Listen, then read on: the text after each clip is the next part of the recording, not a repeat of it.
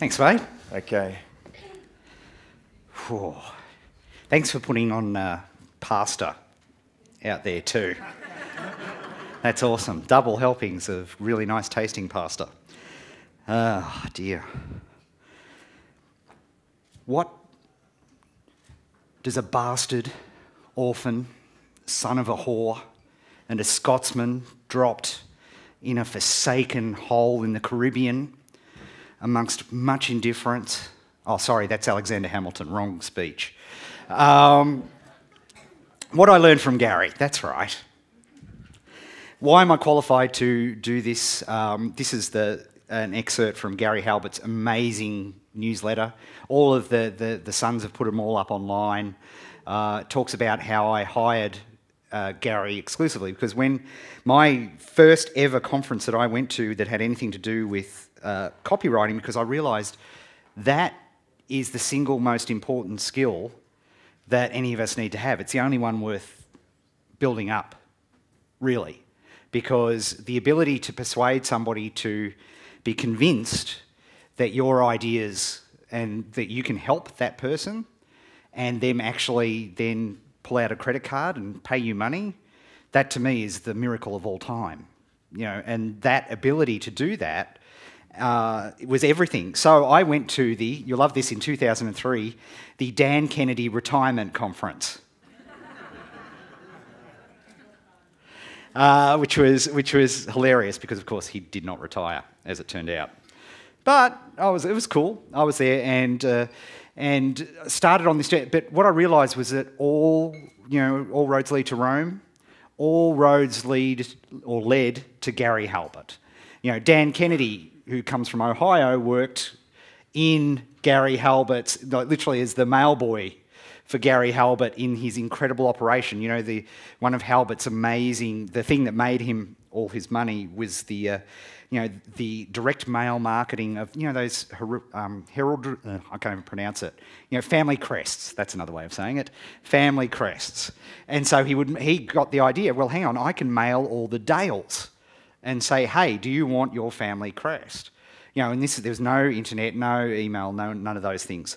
So all roads led to Gary. So I decided, okay, well, go and learn from the best. So I hired him exclusively. So it cost me over $120,000. I hired him for 6 months, moved my family to the UK because Julie wouldn't go to the US at that time because it was just after September 11. And I studied with Gary. And we worked together, and I want to, if you're interested, give you what I learned. And I've never done this presentation before. This is purely exclusively for this. Because it's funny to be thought of as a copywriter or a copywriting legend, because I consider what I do to be fundamental. That helping people out, and by presenting information in such a way that they understand that you're trying to help them out, is core to what we do. And to be asked to be on this thing, there's 2 Australians on there actually, with John Carlton and David Deutsch and David Garfinkel and the Halbert boys and Dan Kennedy, Joe Sugarman and James Schramko, who's that guy, and me, is it's my first gold record too on iTunes. Who knew? So that's very cool. But so I want to teach you what I learnt. And what you have to understand is what a time to be alive. You've never had it better. Seriously, what a time to be alive. For goodness sake, we can put animated GIFs in our keynotes.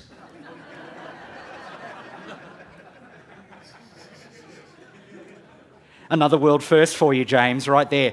Now, I did this mainly because I knew James would review my presentation and I knew this would freak him out.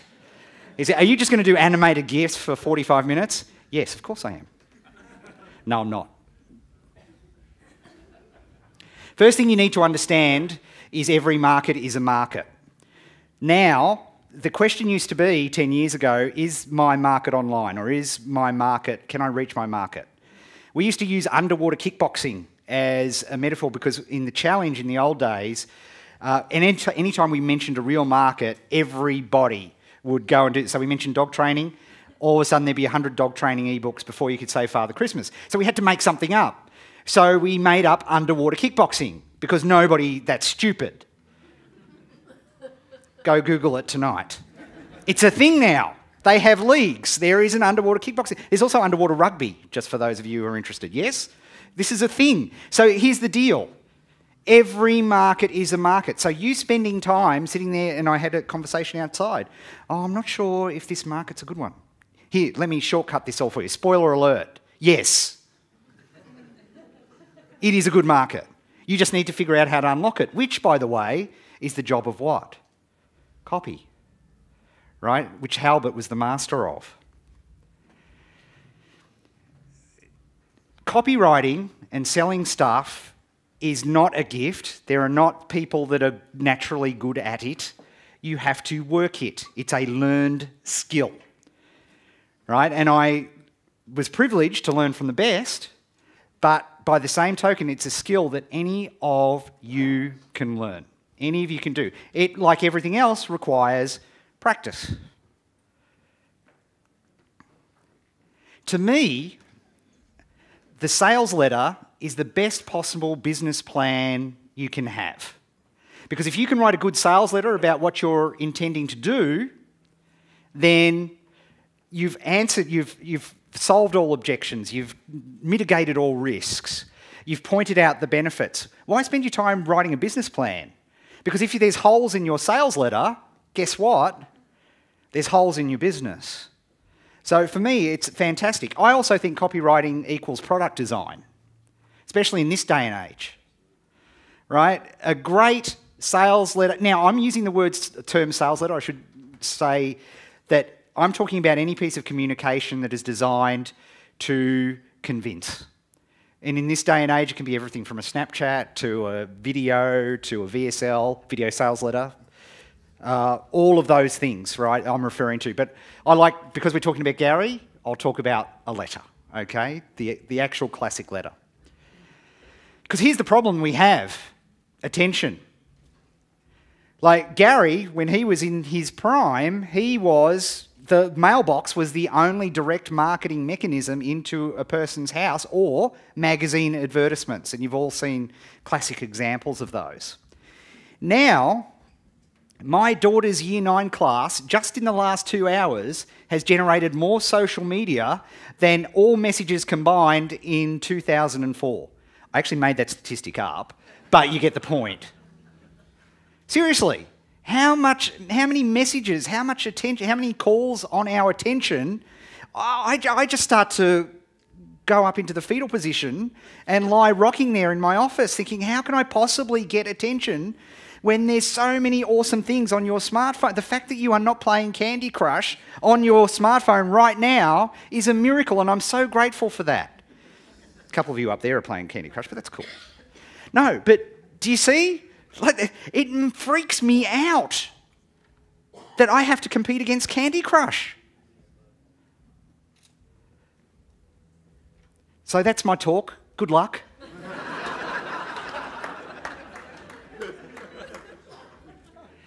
Live long and prosper.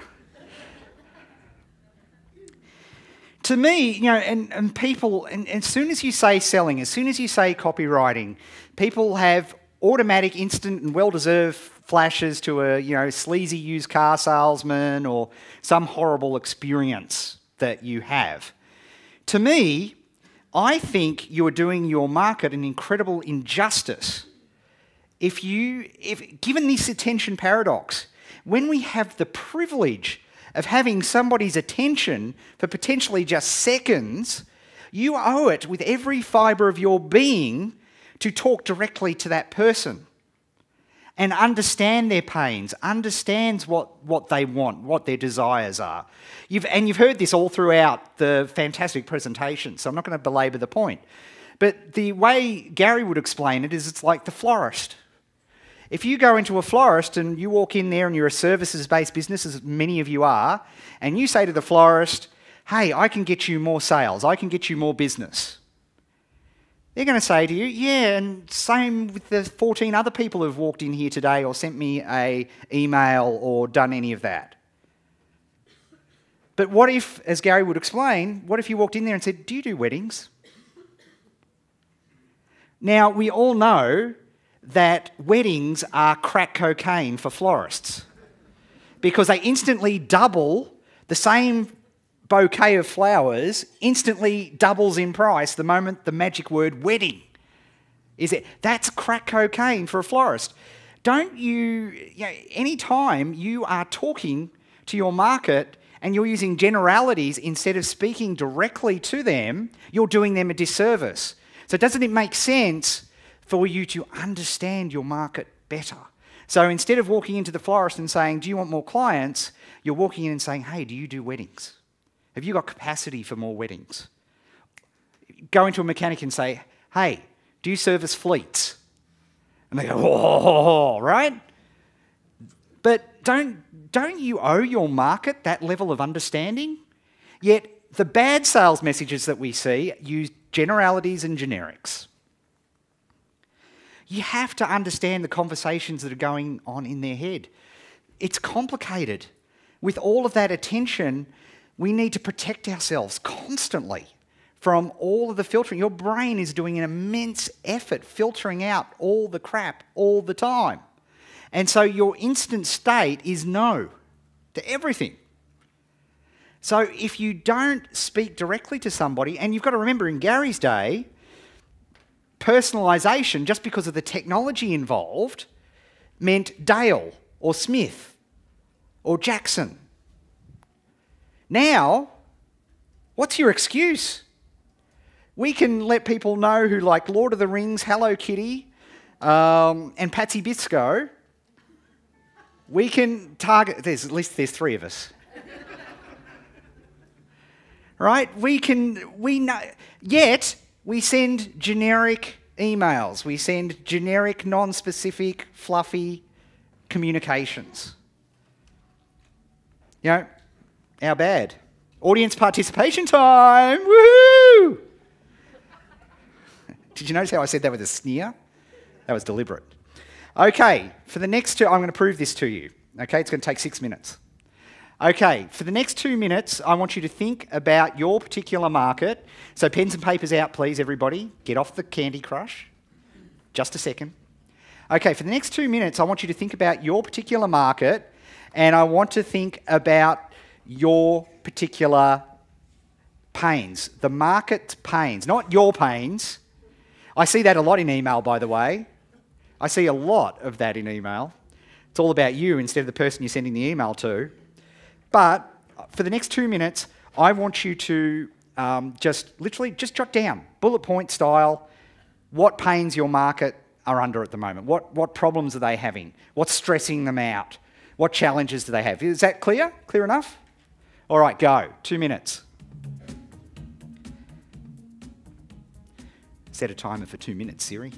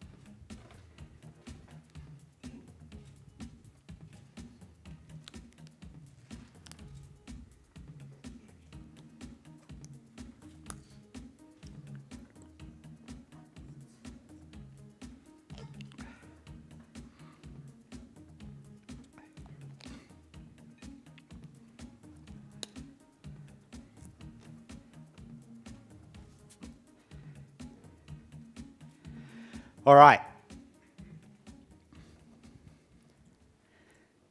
Very good.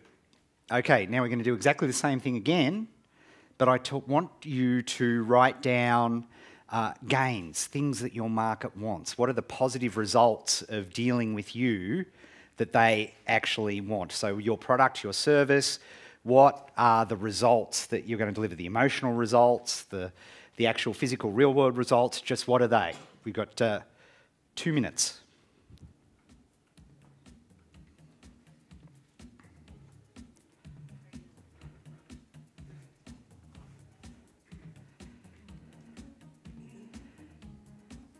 And I'm Snapchatting this so I can see who's not writing.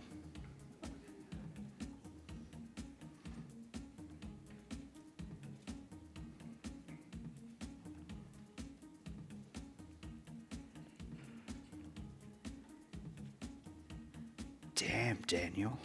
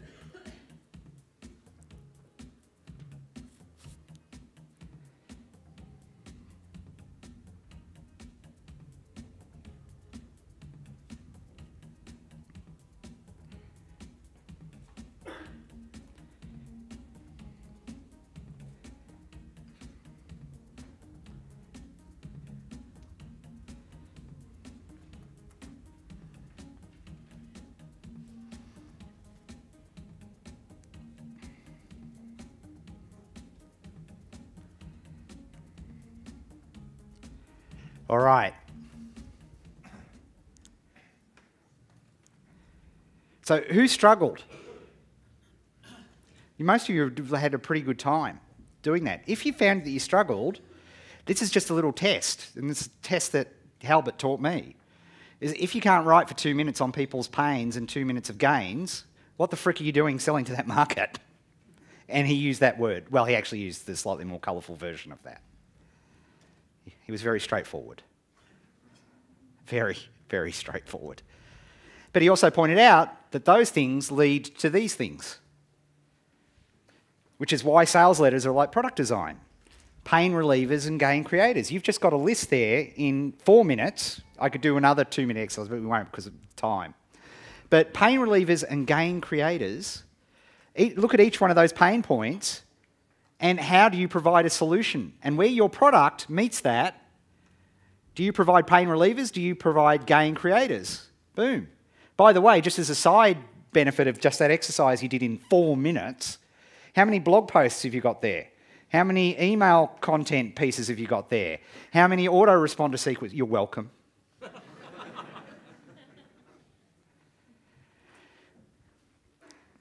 I've been waxing lyrical about Scrum, and I can't talk to you about it because, right now. Go look it up. It's amazing. But you have to be the product owner. In other words, the product owner in Scrum is the position of the person who understands, their sole role in Scrum is to understand what the customer wants. They live and they understand and they breathe the customer, the person who's going to use that piece of software, the person who's that's their job. That's their sole job in Scrum. The product owner is to understand that and what's valuable. That's what you need to be in your markets. You need to be the person who understands the value in that marketplace. That's your job. That's your real job here. Not necessarily to be doing any number of the things that can be covered by a standard operating procedure. You know, Halbert would always be out talking to the market. You need to be speaking. You know, unfortunately, one of the side effects of our, beautifully connected world is that often we're not talking to our audience that much.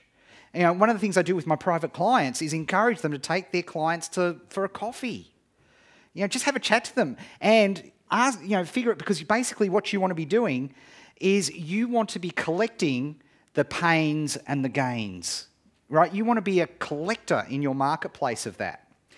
Now, something I've got up here, which is really important, and this is, now, if you're in the silver circle, and of course James would be onto this, of course he would. How many people are familiar with KOLBE? Yeah, if you're in silver circle, you'd know it because James makes you go and do it. It's a profile test, but it's not a profile, it's how you act. That's all it is. And it's a huge thing in the upper echelons of people who are in the know. KOLBE is absolutely outstanding. And I encourage you to go get a KOLBE test if you haven't already done it. Because all it does, it doesn't talk to you about your IQ, it doesn't talk to you about your emotions or your strategic profile. It just tells you how you're going to act. And guess what? Not everybody's cut out to write and type. Some people are way more comfortable being up here or speaking in front of a camera. And this is what KOLBE identifies. Now, you can all do copy, don't you worry. But the way that you do it is crucial, right? And so that's why I encourage you to go and look at your KOLBE and understand the process. Some people will have to dictate. Some people will have to do some of the other things that I'm talking about. Gary would always talk about collecting wow facts. Okay, anytime that you're in your market and something makes you go, wow, boom, you collect it. Now, depending on your approach, if you might put it in a digital thing, I'll never put it in a digital thing as much as I'm the biggest geek literally on the planet, because I'll never look at it again, right? People put stuff in Evernote and then never open Evernote again. And I know that approximately 45 to 65% of you in this room are exactly the same. There are other people in this room who are just having cardiac arrest at the horror of you not following along with that standard operating procedure. We're different, right? We operate differently. But however you do it, you need to collect wow facts. Now, the problem is for a lot of us in our markets, and this is something that Gary would do all the time, is you become a bit jaded with your market. You forget what it's like to be a beginner. You forget that, if we take up golf for the first time, well, bookstores, remember them? When you used to go into a bookstore, you would go, obviously, and you would take one golfing book off the shelf, and you would take that back and you would study and look at each page, and for a year you would go to the driving range and you would practice every single thing in that book until you'd mastered everything in that book, and then you would go back for your second book, right? No, I'm playing golf, woo! And you come in and you come out with an armful of books and magazines, and you order up a whole bunch of DVDs, and they're all sitting there and they're awesome, and the cellophane rarely comes off. But you're playing golf, you're excited, you've got a new hobby, and you buy everything with regards to your new hobby. So what can happen is you've got to put yourself in that beginner's mind frame, the people that are just getting into that market. Just a crucial point, you can only sell one thing at a time. I see a lot of emails and newsletters that go out asking people to do multiple things in one email. You ask people to do multiple things, they end up doing no things. You can and this was a huge one of Gary's, you can only sell one thing at a time. And that's every communication that you put out. And to me, when you're sending out a newsletter, you're selling. When you're doing a kooky Snapchat video, you are selling, you are communicating to your market. You can only ever communicate one message at a time. Anything more, you distract them. Write to a timer. We live in a world, all creation is governed by constraint. And the problem we all have in this room, and you may not think it sometimes, but the reality is we've hardly got any constraints. Hardly any, really. And when you have no constraints, guess what happens? You don't end up doing anything because you're just looking around, looking at all of the opportunities. So whenever you're creating something, do it to a timer. Gary would set his timer for 50 minutes because he was really good. That's the max, by the way, that you can, any effort that requires that level of creative energy, he would set a timer for 50 minutes, he would get his pen and his yellow legal pad and go. And his pen would not stop. I still do it to this day, right? And you might start, if you're doing this sort of thing, start with 10 minutes and build yourself up. But that is writing to a timer, you need that constraint. It's the MasterChef principle. Who watches MasterChef or a cooking show, right? How many times have you seen somebody completely screw up the mystery box challenge and not plate and deliver anything? The answer, you're right, it's happened twice. In literally around the world, around thousands. How can that be? Somebody gets an asparagus, ginger root, and an out-of-date pumpkin, and they somehow they deliver something on the plate. Now, it may taste like absolute horror, but they deliver something. Why? Because they've got a ticking clock and they're on national television. And they don't want to look like an idiot. They have a series of constraints. Try it. It's one of his best. Gary would hand me his copy, and he'd say, Ed, what do you think of this? And it was for a golf, it was for a new type of putter. And I'm reading along the copy, and I'm going, and this, the special covering on this putter is the foreskin of an albino seal. I'm saying, what's that? And he said, I don't know what the putter head's made out of. It's made out of something, and I'll pick that up in editing, right? I'm not going to break my flow now and go off and research what the stupid putter head's made of. He was very disrespectful of the actual product. In fact, he used to refer to the product as the mud, right? Because to him it was all mud. What did it do? And that's actually a useful exercise. Because many people, when they describe to me their business, they actually describe their product to me. Happened to me out here just before. Right? No, who are you serving? That's what's important. What are their problems? What are their pains? Not the fact that it's a membership system. Not the fact that you've got 14 PDFs. That's not important. It's how are you helping somebody? And that's what Gary would constantly remind me. So he would put it, rather than go off and look for that fact, there's no way he'd interrupt his flow, because flow of writing, flow of video creation, flow of any sort of creation, the moment you go off and try to research that fact, before you know it, you are watching surfing dogs on YouTube. It's true, right? So he would write something completely outrageous, so he would pick it up in editing. That's what he'd do. Smart. This is huge, because most people don't do it, except for professional shipping content creators, is you must separate creating from editing. Must, by a significant period of time. If you write, and what's the danger of our world? Unlike Gary, where it was literally a 6-month process between coming up with the direct response copy, the testing, and actually putting it out, sending it out via, like it was a 6-month process. We can create that blog post and hit publish and have it seen by thousands of people like that. And that's a horrible danger, right? Because if you try to edit something straight after you've created it, it requires complete, and we know this so this is not woo-woo, right? This is science. It's a completely different part of your brain, okay?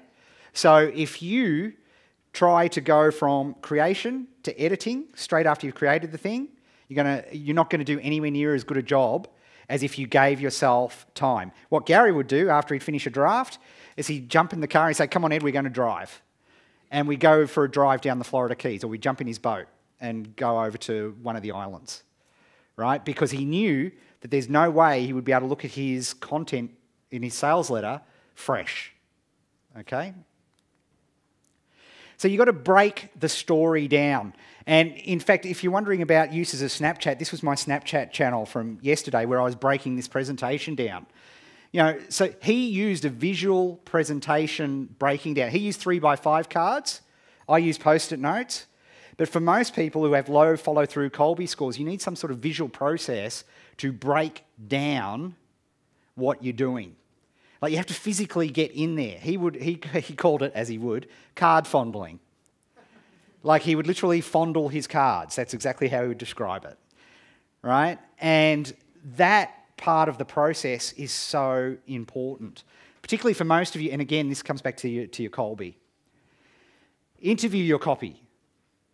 So for people who really struggle with writing, which is a fair percentage of the room, I suspect, I'm just guessing, often the best way is to do what he did, which is recording your pitch. Right? So get somebody to interview you about your product. I just did Nathan Chan's launch recently, and I wrote all the videos, but I did it by interviewing him. Right? So I would hear all the things, because you don't go into salesy terms. If you're talking to a friend, you don't use salesy, slick terms, do you, when you're speaking with a friend? You just talk openly, and that's the tone that you want. You want to be talking with a friend. So recording yourself and getting that transcribed and taking out those bite-sized pieces is a fantastic way to go. The vomit draft. That first draft is the hardest thing, and whether it's video script, whether it's copy, whether it's doing a video, just getting and doing that first thing is hard. And you've just got to do it. And the way to do it is to tell yourself this: it's going to be shit. All right? It is. But guess what? Gary's first drafts were crap. Actually, they were awesome compared to what somebody who hadn't been writing copy for 30 years could do. No question. But compared to where they ended up after 15 or 16 edit cycles, right? But vomiting out that first draft is vital. Recording that video, first video, and getting it out is vital. Because this is what I want you, and this is the biggest problem. Simply watch this is, if you get nothing else, this. Stop comparing your first effort with their last. It's what so many people, I work with a lot of people who are starting out in online marketing through the challenge, and they actually get the courage up to write their first bit of sales copy or write their first bit of a product, and they read it, and guess what it is? Shit. And they compare that to the finely edited, many, many processes. Do you think, Charles Dickens wrote, "It was the best of times, it was the worst of times"? That was 43 sentences, right? He worked through to get to what is one of the classic openings of an English language book. 42 times. A standard Gary Halbert sales letter will have gone through at least 16 to 17 edit cycles. Do you see? The magic happens in that editing. Sorry for the abuse of the thing, but great artists do swipe. And by the way, for my last 6 or 7 major product launches, I've used exactly the same template. Exactly the same. If you lined up my videos and Nathan's that I just did, they're exactly the same. Exactly. Identical, slide for slide. However, of course, one's selling Instagram and one's selling a digital magazine, so obviously the content is different, but the template is the same. How do you possibly get away with that? Templates are rubbish. Gary used templates all the time. All the time. But because of his understanding and intuition in a marketplace, everyone was completely different. Now, I've poisoned this entire room to my sales letters because they'll realise now, oh, that's exactly the same as the last one, Ed. And it is, because it works beautifully. Why change something that doesn't work? Gary, was constant for that. The offer trumps everything. Gary would spend most of his time finding wow facts, and then the biggest chunk of the sales letter was refining the offer. Because if you have a great offer, the rest of the sales letter, the rest of the video can suck. Because it's such a great offer, right? How many times have you found yourself buying something because you say, wow, that's such a great deal? Doesn't it make sense if you can work on part of that? Why not use that? The thing that he next spent a lot of time on is removing risk. Here's the thing. You know all the questions right now of why somebody's not going to buy your particular product. You know it. So wouldn't it make a little bit of sense to actually list all of those out? You could do a 2-minute exercise. This is what you do. 2 minutes, set the timer just like we did before. Just write down all the reasons why somebody wouldn't buy your particular thing. Okay? And then here's a cool idea. Go through each of them and say, how can I mitigate that risk? You can do this. Now, as entrepreneurs, we tend to be, glass half full type of people, so we tend not to think about our copy in that way. So, remove risk. If it sounds salesy, kill all adverbs. Now, I'm reliably told because I failed VCE English, which is hilarious given the fact that, I had to go back to my school. I was invited back to my school, and my speech was an apology to my Year 12 English teacher. Because I remember vividly telling her, I'm not going to use any of this. I know physics, and I was good at physics. Like, I was really good at physics. I'm going to use physics all the time. Now, of course, in the last 10 years, I use English every single day, and I don't think I've touched a physics equation in a decade. So those LY words, if you've got LY words in your stuff, they're bullshit words. Right? You're just fluffing in all connotations of the word. Right? You don't need them. Kill them. If you don't speak the language of your niche, if you use a template and literally use the template, like copy it word for word, then you're going to use language. If all of a sudden you've been talking and building up, you've been using all of Jen Sheehan's stuff, and you've built up a rapport in your market, and then you come to an offer, and you start using all this other language, which is obviously not from you, that's a huge subconscious warning sign to people. So why do that? Show, don't tell. So if you've got, rather than saying how well your product works, show or describe. If in the video, show, don't tell is obviously from the movies. Exposition is really bad in a film as a general rule. Those times where the character's just saying, and wow, you had to go through the bridge to forget that. Right, they basically spend 2 minutes just describing what's happened, so hopefully the audience can understand what's going on. That means they have not shown what's going on. You can do that with your writing. So rather than say, this stuff is awesome, why is it awesome? Because. Why? Because. Show the actual thing, right? So if you're doing a video, it's easy. Rather than, with Nathan's stuff, it was much easier to show him and his likes, like looking like a, like a jackpot machine. Like it was just, his Instagram things were going crazy. It was I could try to describe that, but it doesn't make more sense to show it, and so much more powerful because we're so used to being told that something's awesome without any explanation. All the magic happens in editing, right? All the creativity, all the cool stuff, anything that you thought was really awesome and fantastic, and I don't care whether it's Frozen, the show, or some of my copy. All the magic, all the cleverness, all the brilliance happened in editing. Right? And if you want to enjoy a lot of this stuff and get good at storytelling, and Clint's stuff was fantastic yesterday, listen to the screenwriter podcasts. They're some of my favourite podcasts.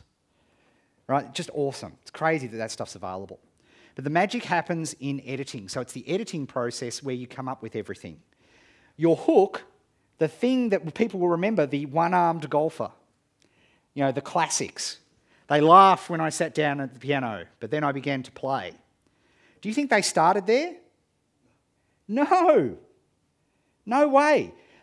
All those things, we call those in the trade the hook. Okay? You never start with a hook, because you'll sit there hoping for this angel-like, happening of inspiration, and hoping that somebody will come down and deliver the hook. Guess what? It never happens. Never. What happens is that you have an idea, you write, most of it is crap, but there's some nuggets buried in all the crapness. Through editing, you'll start polishing it, and it'll just occur to you. You'll go, wow, that's it. It happens every single time. But our muse rewards effort. It's physics. If you're not putting any effort into the work, whoever gives us our ideas is not going to give you your headline, is not going to give you your hook. You have to be in it. You have to be in the process. And it happens every single time. Gary taught me that. The other thing he loved to do is do a that run in any of your copy. It will blow you away how many times you use the word that. It's freaky, and 99% of the time you can just delete it and the sentence sounds better. Who knew? Should have paid attention in English. This is awesome. Read your copy out loud, or read your script out loud. Okay? If you skip or you stumble when you're reading, guess what? Your audience will skip or stumble, and when they skip or stumble, their brain suddenly remembers, Oh, hang on a second, I've got something I've got to do. And they're off. Expose your work at the right time. This is a bit of reenactment. You ready? Ring, ring, ring, ring. Hello? Listen to this.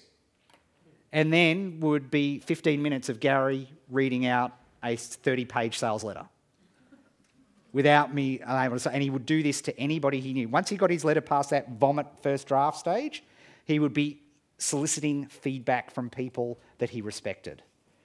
The best work is polished and edited by outside parties, and it's very scary for us to do. But you look at screenwriting, you look at TV screen. You know, people say, oh, people don't have time to sit down for 2 hours anymore and read our stuff or read our big long sales letter. No, they just don't have time to be bored. You know, I sit down right in front of Brooklyn Nine-Nine and happily sit there for 30 minutes, laughing my ass off. Right? Why? Because that has been polished within an inch of its life. You know, but we're just throwing content out there. Before I do this, I just want to say one thing that Jen said, to emphasise what Jen said this before lunch. Yes, we want you to create great content. But do you know how you create great content? Is you put out a lot of crap content first. It's the only way, all right? Because if you compare your copy to my copy, when I've had 15 years of doing it, it's unfair. It's not right. You should read my stuff. Back there, it looked like somebody had lobotomized a Teletubby. Right, it's horrific. Some would argue that not much has changed. So please, and here's the thing, take your KOLBE test and discover which thing is natural for you, which medium is natural for you to spend the least amount of energy creating stuff in. Okay, because your KOLBE report will tell you. It'll say, and you'll be looking at it, and I did the largest trial of KOLBE and entrepreneurs at the end of last year that's ever been conducted. Right, and there's everybody in this room, there's 4 categories, right? There's 4 types. And some of you will love written word. Most of you will be much better recording what you do. But all of you are different, so I encourage you to do that. What I want to leave you with is some 21st century Halbert. Because, of course, Gary passed away, very sadly. And if he was here, you know, some of his, you know, I remember people laughing. We did a webinar, and he said, you should put a phone number on your webpage and not have an order number. You know, not an order button on the webpage. And people went apeshit about that. Now, if you look, like they're saying, what are you doing on the net? You get the order stuff there. And he said, no. He said, put a phone number. Now, insurance companies, like the highest of the high, you know, your $70 to $100 cost per clicks, do you think they've got an opt-in on those pages? Nuh-uh. What have they got? They've got a phone number. They want you on the phone. So he was way ahead of his time in so many things. So I'd like to think that if he's with us today, these are the things that he'd be, in very colourful language, pointing out what you should be doing.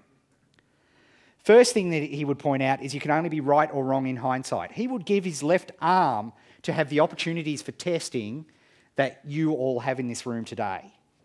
Like, it's insane. He would have to the logistics of organising a direct mail test in his time compared to what I can pull out in Snapchat right now. I can Periscope this shit right now.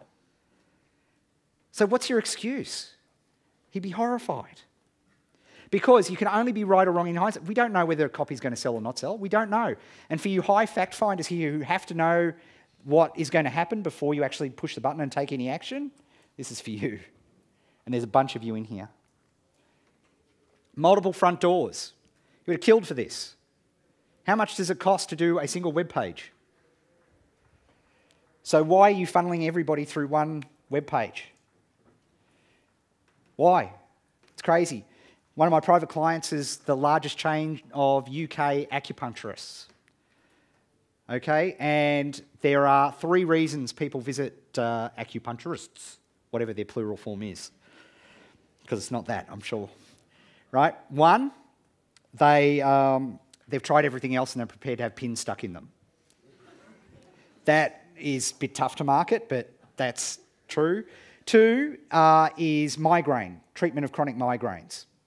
Does anybody know what the first most successful thing that people go to acupuncturists for and it solves? Fertility treatment. I didn't know. But here's the deal. How can you possibly... First of all, rule 1 of Gary Halbert, you can only sell one thing at a time. How possibly can you create a funnel that targets people trying to get pregnant and people who have migraines? Now, there is a small subset, as I worked out. And it's people who are faking migraines to avoid getting pregnant. But here's the thing, you create 2 different web pages. You create different funnels.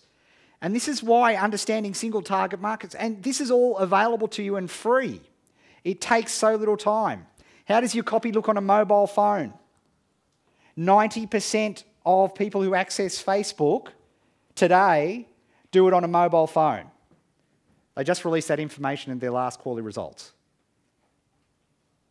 Now, I've been the biggest advocate for mobile, for those of you who heard me talk, in fact, at James' event many years ago, I said it's coming. But I didn't think it'd go that quick. So if 90% of Joe and Jane Smith, we're not the civilians, as I like to call them, right? They're not like us. They're accessing everything on a mobile phone. And most presentations I see of any sort of sales copy on a mobile phone is atrocious. You use one of those plugins. Oh yeah, they're great. You've got to design for the mobile first. Look at your own stats. Don't take my word for it.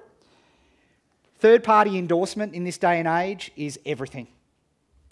Some people call it testimonials, but I call it, it's more than that.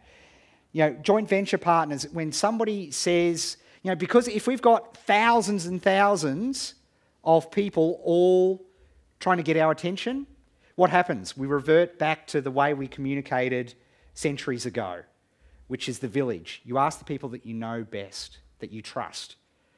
If I say to my list, and I say, look, this course is really, really good, because if I say to my list, this course is really, really good, and it's actually really, really shit, I might sell a few, but I'm ruined. Right? This is social media. Heard of it?